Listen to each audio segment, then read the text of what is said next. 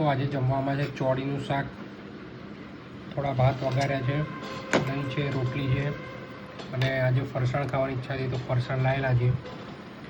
Nylon khaman અને Chinese samosa.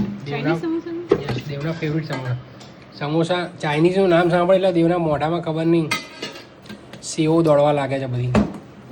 આટલો મોટો લાડુ કેમ મૂક્યો બકા? ખાઈ જા. હું તો આખો નહીં ખવાય. હા, જો કે મેં હજુ લગી લાડુ થોડોક ટેસ્ટ કર્યો છે, પૂરો ખાધો નથી. શાકમાં જે તેલ ઓછું લાગે છે.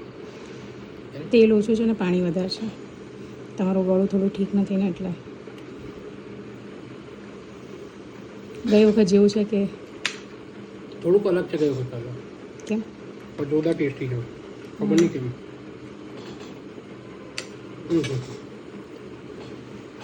ભાત ભાયા તમને? જોરદાર. હા, ભાયા મને.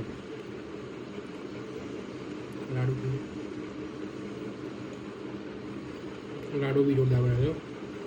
હવે ખમણ ને ચાઇનીઝ સમોસાના વખાણ નહીં કરો તો ચાલશે. ચાલશે. અરે ચાલશે.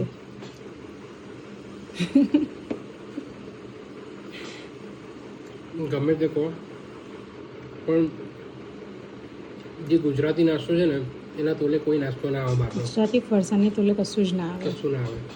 એક નંબર હોય એમ. બહુ મજા આવી ખાવાની. હવે આજે છે ને રોટલી ઓછી ખવાશે ને આ પ્લેટ પતી જશે. બી આપણે માપનું જ ખાવું જોઈએ. 2 રોટલી ખાવી છે ખાલી. જો છે ને હમણાં ફરસાણ ના લાવ્યું હોત ને તો 3 કે 4 રોટલી ખાત. દેવના ફેવરિટ સમોસા. ક્યાં ક્રિસ્પી છે.